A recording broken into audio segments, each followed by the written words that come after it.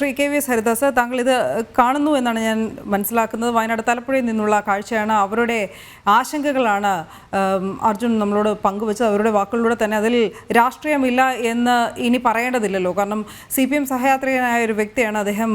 തൻ്റെ അനുഭവം തുറന്നു പറഞ്ഞത് ആദ്യം അദ്ദേഹം പറഞ്ഞതും ജനം TV-യിലൂടെയായിരുന്നു. പുറം ലോകം ഈ തലപ്പുഴയിലെ വഖഫ് അധിനിവേശത്തിൻ്റെ വാർത്ത അറിഞ്ഞതും. ഇവർക്കൊക്കെ മുമ്പിൽ ഈ രാഷ്ട്രീയ പാർട്ടികൾ ഇനി ഏത് മുഖത്തോടു കൂടി കടന്നു ചെല്ലും? ഇതുവരെ ഭരിച്ചിരുന്നവർ, മാറി മാറി തങ്ങളെ ഭരിച്ചിരുന്നവർ, അല്ലെങ്കിൽ തങ്ങൾ വിശ്വസിച്ചിരുന്ന പാർട്ടികൾ പോലും, അവിടെയുള്ള പ്രതിനിധികൾ പോലും തിരിഞ്ഞു നോക്കുന്നില്ല. പഞ്ചായത്താകട്ടെ ഇതുവരെ ഒരു വിശദീകരണത്തിനോ ഒന്നിനും തയ്യാറായിട്ടുമില്ല.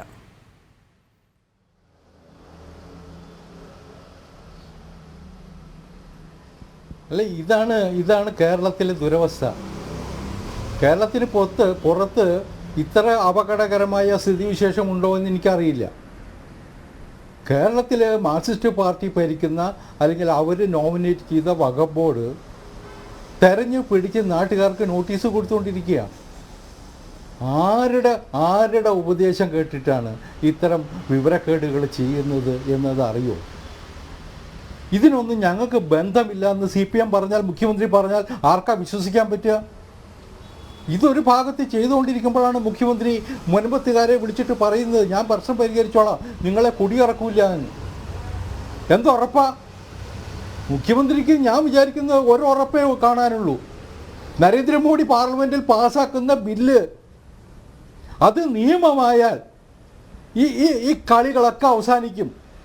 പിന്നെ ഇവർക്കൊന്നും ചെയ്യാൻ പറ്റില്ല. അത് മുഖ്യമന്ത്രിക്ക് അറിയാം. ഒരു ഭാഗത്ത് ആ ബില്ലിനെയും നിയമനിർമ്മാണത്തെയും പരസ്യമായിട്ട് എതിർക്കുകയും അതേ സമയത്ത് മുഖ്യമന്ത്രി വേറെ എന്ത് വാഗ്ദാനം കൊടുക്കുക? മുഖ്യമന്ത്രിക്ക് വഖഫുകാരെ നിലക്ക് നിർത്താൻ കഴിയുന്നുണ്ടോ? സ്വന്തം പാർട്ടിക്കാരായിട്ട് പോലും നിലക്ക് നിർത്താൻ കഴിയുന്നുണ്ടോ? ഇല്ലല്ലോ. അത്തരം വലിയ അപകടകരമായ അവസ്ഥയാണ് കേരളത്തിലുള്ളത്. അത് നമ്മൾ ചുരുങ്ങിയ വാക്കുകളിൽ മുൻപത്ത് എത്തിയ പല നമ്മുടെ മെത്രാൻ, അദ്ദേഹത്തിൻ്റെ പേര് തട്ടിൽ പിതാവ് വൈപ്പിനിൽ വന്നിട്ട് പ്രസംഗിച്ചല്ലോ, മുനമ്പത്ത് വന്നിട്ട് പ്രസംഗിച്ചല്ലോ. നിങ്ങൾ ഇനി മുതൽ നിങ്ങളെ സംരക്ഷിക്കുന്നവർക്കൊപ്പം നിൽക്കണം. പഴയ കാലത്തെ ചരിത്രമൊക്കെ മറന്ന്, മുമ്പ് ആർക്കാണ് ഏത് ചിഹ്നത്തിനാണോ വോട്ട് ചെയ്തത് എന്നതൊക്കെ മറന്ന് നമ്മളെ സംരക്ഷിക്കുന്നവർക്ക് കൂടെ നിന്ന് വോട്ട് ചെയ്യണം എന്ന് അദ്ദേഹം പരസ്യമായിട്ട് പറഞ്ഞില്ലേ? ഏതാണ്ട് അതാ അസമാനമായ നിലപാടല്ലേ പാലക്കാട് ബിഷപ്പ് മുൻപത്ത് വന്നിട്ട് എടുത്തത്?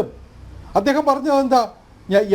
എൻ്റെ മേഖലയിലുള്ള ക്രിസ്ത്യാനികൾക്ക് ഈ അപകടം മനസ്സിലായിട്ടുണ്ട്. അവരൊരു നിലപാടെടുത്താൽ എനിക്ക് കുറ്റപ്പെടുത്താൻ പറ്റുമോ എന്നല്ലേ പാലക്കാട് ബിഷപ്പ് പറഞ്ഞ. രണ്ടുപേരുടെ മെസ്സേജ് വ്യക്തമല്ലേ? ഇവിടെ നമ്മൾ ഒരു കാര്യം കൂടി ഓർക്കണം. ഇവിടെ ക്രൈസ്തവ സഭ ഇപ്പോഴാണ് ഉണർന്നെഴുന്നേറ്റത്. ഏതാനും മാസങ്ങൾക്ക് മുമ്പ് പാലാ ബിഷപ്പിനെതിരായിട്ട് ഒരു കലാപക്കൊടി ഉയർന്നത് നമ്മൾ ഓർക്കുന്നുണ്ടാവും.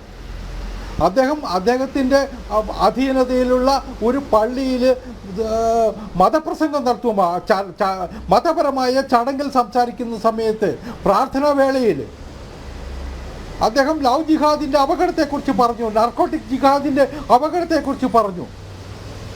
അതിൻ്റെ പേരിൽ പാലായിലെ ബിഷപ്പിൻ്റെ അരമനയിലേക്കും ആയുധങ്ങളുമായിട്ട് മാർച്ച് നടത്തിയത് SDPIക്കാരും പോപ്പുലർ ഫ്രണ്ടുകാരുമല്ലേ? ജിഹാദി ശക്തികളല്ലേ? അവർക്കെതിരായിട്ടൊരു പെറ്റി കേസ് പോലും കേരളത്തിലെ ഇടതുമുന്നണി സർക്കാർ എടുത്തില്ല എന്നത് ഓർക്കണം.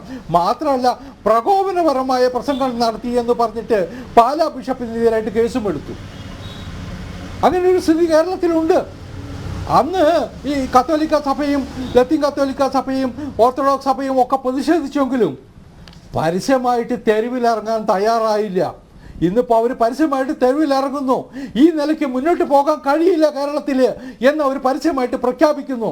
അതൊരു രാഷ്ട്രീയ നിലപാടെടുക്കുന്നതിന് സമാനമാണ്. ചർച്ച് രാഷ്ട്രീയ നിലപാടെടുക്കുന്നു എന്ന് ഞാൻ പറയുന്നില്ല. പക്ഷേ അവർക്കിപ്പോൾ സ്വന്തം നിലനിൽപ്പിന് വേണ്ടിയിട്ട്, സ്വന്തം സമുദായങ്ങളുടെ നിലനിൽപ്പിന് വേണ്ടിയിട്ട് ശക്തമായ നിലപാടെടുക്കേണ്ടി വരുന്നു. അവരിന്ന് നരേന്ദ്രമോദി കൊണ്ടുവരുന്ന വഖഫ് നിയമ ഭേദഗതിയെ പരസ്യമായിട്ട് പിന്തുണയ്ക്കുന്നു. അത് കേരളത്തിൽ വന്നിട്ടുള്ള മാറ്റമാണ്. ഈ ജിഹാദി ഇസ്ലാമിക ശക്തികൾക്കെതിരായിട്ട് അതിനെ പിന്തുണയ്ക്കുന്ന കോൺഗ്രസിനും മുസ്ലിം ലീഗിനും മാർക്സിസ്റ്റ് പാർട്ടിക്കും മറ്റും എതിരായിട്ട് ഒരു ശക്തമായ മുന്നേറ്റം നിരയുണ്ടാകുന്നു. അത് കേരളത്തിൽ ഉണ്ടായിട്ടുള്ള വലിയ മാറ്റമാണ്. അതുകൊണ്ട് തന്നെയാണ് ഞാൻ പറയുന്നത്, കേന്ദ്ര നിയമം വരുന്നതോടുകൂടി ഇത്തരം ഭീഷണികൾ അവസാനിക്കും. കേന്ദ്ര നിയമം വരുന്നതോടുകൂടി ഇത്തരം ശക്തികളുടെ പത്തി അടങ്ങും. നരേന്ദ്രമോദിക്ക് അറിയാം എന്താണ് ചെയ്യേണ്ടതെന്ന്. രാജ്യത്തെ രക്ഷിക്കാൻ, രാജ്യത്തെ പൗരന്മാരെ രക്ഷിക്കാൻ, ഇസ്ലാമിക അധിനിവേശത്തിൽ നിന്ന് രാജ്യത്തെ ജനങ്ങളെ രക്ഷിക്കാൻ എന്താണ് ചെയ്യേണ്ടതെന്ന് മോഡിക്കറിയാം. അതിനാണ് മോഡി പുറപ്പെട്ടിരിക്കുന്നത്. അതുകൊണ്ട് ഒരാശങ്കയും വേണ്ട. ഇവിടുത്തെ ഓരോരുത്തരും ഇവിടെ കയ്യേറ്റത്തിന് അല്ലെങ്കിൽ ഇന്നിപ്പോൾ വല്ലാതെ മാനസിക വിഭ്രാന്തിയിൽപ്പെട്ടിട്ടുള്ള സാധാരണക്കാരായ ജനങ്ങളുടെ രക്ഷയ്ക്കുള്ളത് നരേന്ദ്രമോദി സർക്കാരാണ് എന്നുള്ള ബോധ്യമാണ് ഇതോടെ കേരളത്തിൽ വ്യാപകമായിട്ട് പ്രചരിക്കുന്നത്. തീർച്ചയായും.